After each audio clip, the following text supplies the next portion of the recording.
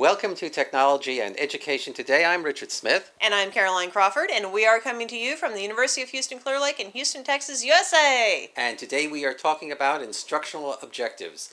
What are they, and how do we create them? Caroline? Well, first off, what are they? What are instructional objectives?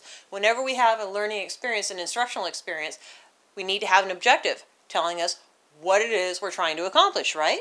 Yes. So is this different from goals? Because I hear people using goals and objectives Well, goals are kind of an overarching umbrella, what type of things we want to meet.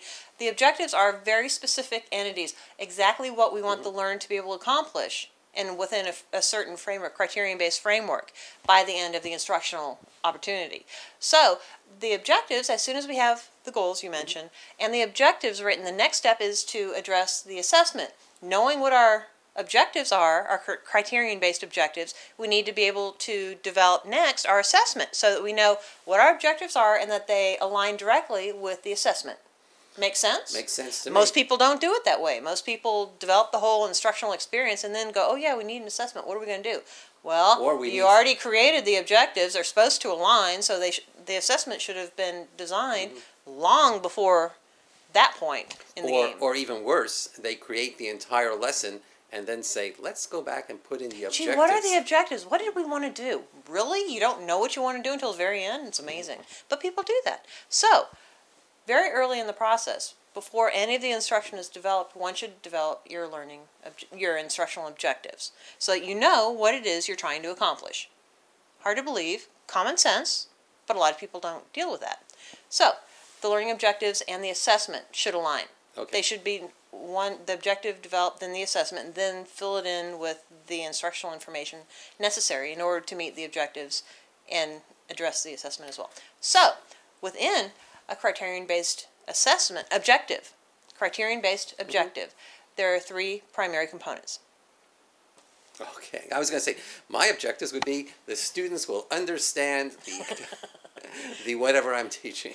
Well, we have the condition. What is the condition under which the assessment is going to occur and under which the objective should be able to be met? We have the learning capability. What are the students supposed to be able to accomplish? And then the standard. To what level should the students accomplish it? To a 70% quality level or 90% quality level? It depends upon what the objective is, what the necessary outcome should be. So, when we're talking about condition, within a criterion-based objective, what is a condition? Okay, what is? A condition is a framework under which the student should be able to represent their learning, such as within a 15-minute period, or using 5 straws and a button, or whatever the specific condition should be. What is the environment in which the student is supposed to be able to accomplish this objective?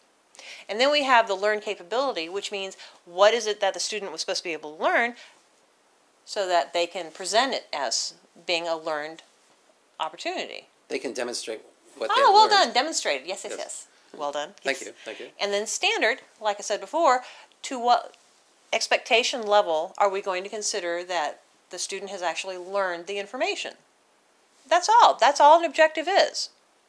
Now, within that, the learn capability, we have a couple of different aspects to discuss. It's getting more complicated. Getting a little bit more complicated. So for the learn capability, the first thing is it should be an action verb. That's when I was making fun of, oh, well, the student will be able to understand. Understand is not an action. You cannot evaluate, you cannot assess someone's understanding. So much for my goals of the student understanding whatever it is I'm teaching. But what are they supposed to be able to do? It should be an action verb. Okay, I got it. And then along with that, there are several other components, such as it needs to be observable, it needs to be measurable. So because we do have an assessment, we have this objective that we're delineating, we need to have an assessment that can directly evaluate whether or not the student learned the information, right? Right, and if you can't observe it, if you can't measure it, there's no And real if you way can't to verify it, yes, absolutely. That's if you can't do any of that, we do what we do is we say, well, the student understood. The student really liked the lesson and felt it as if he or she was learning.